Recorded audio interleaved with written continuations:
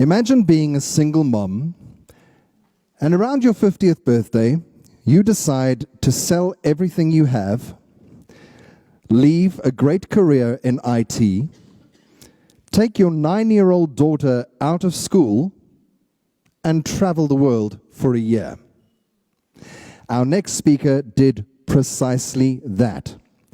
She and her daughter traveled light. If you bought it, you had to carry it. They met people from all walks of life and income. They saw the most beautiful and challenging parts of our planet. And today, she encourages people to live their best lives by seeing the possibilities that are out there. Ladies and gentlemen, please welcome Terry Winship.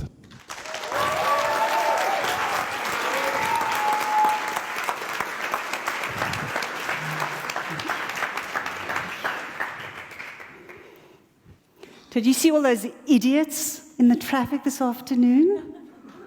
And you know my boss is just so demanding, and that terrible music my teenage daughter plays. And did I tell you about the pain in my shoulder? Complaining, a South African national sport.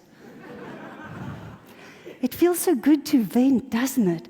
Just let it all out.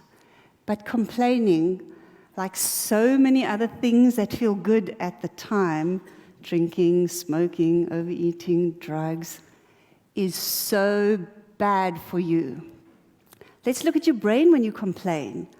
The first time you complain, your neurons branch out to form a bridge to ease the flow of information. Every time you complain again, you build this bridge thicker and thicker. So you have this beautiful neuron bridge, and you complain without even realizing it. So over time, you've hardwired your brain to complain regardless of the circumstances. You then find it easier to be negative than to be positive, and that becomes your default behavior. A really controversial research looked at the brains of habitual complainers and found that the size of the hippocampus shrank. The hippocampus is the part of your brain that does critical thinking and problem solving. Isn't that terrifying? The more you complain, the more you decrease your ability to find a solution to that complaint. And what about your poor body? When you complain, you release the stress hormone cortisol, the fight or flight hormone. This is particularly useful when you're running from a saber-toothed tiger. Not so useful when you're sitting in Cavendish complaining about the froth on your cappuccino. Cortisol is inflammatory. It impairs your immune system. It contributes to all sorts of dread disease, like stroke, heart attack, diabetes. What about your emotions when you complain? Makes you feel disempowered, a victim, stuck. It's a heavy negative energy. Don't you be that toxic person everyone's trying to avoid. So just stop. Just stop complaining.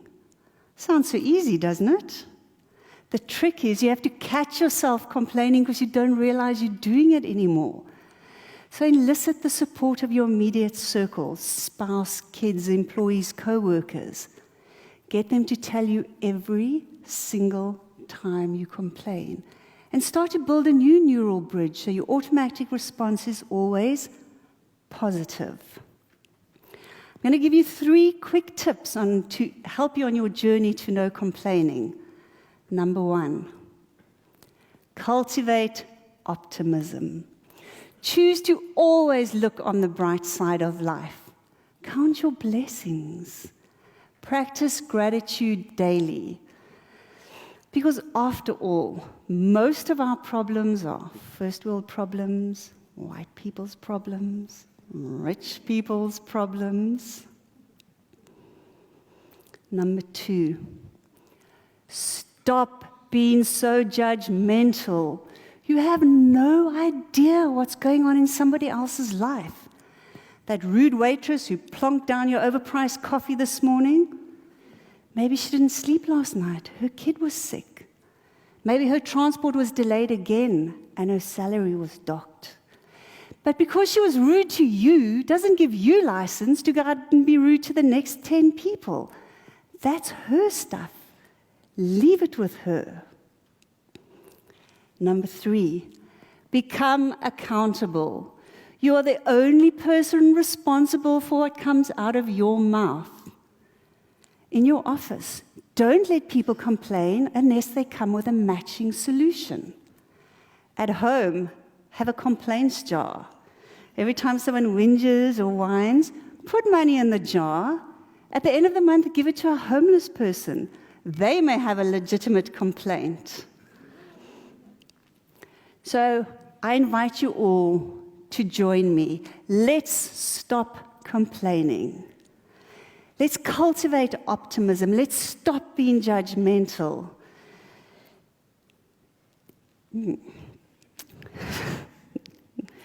And tomorrow morning, when you wake up, I'd like you all to say, my life is so good. I have absolutely nothing to complain about. Thank you.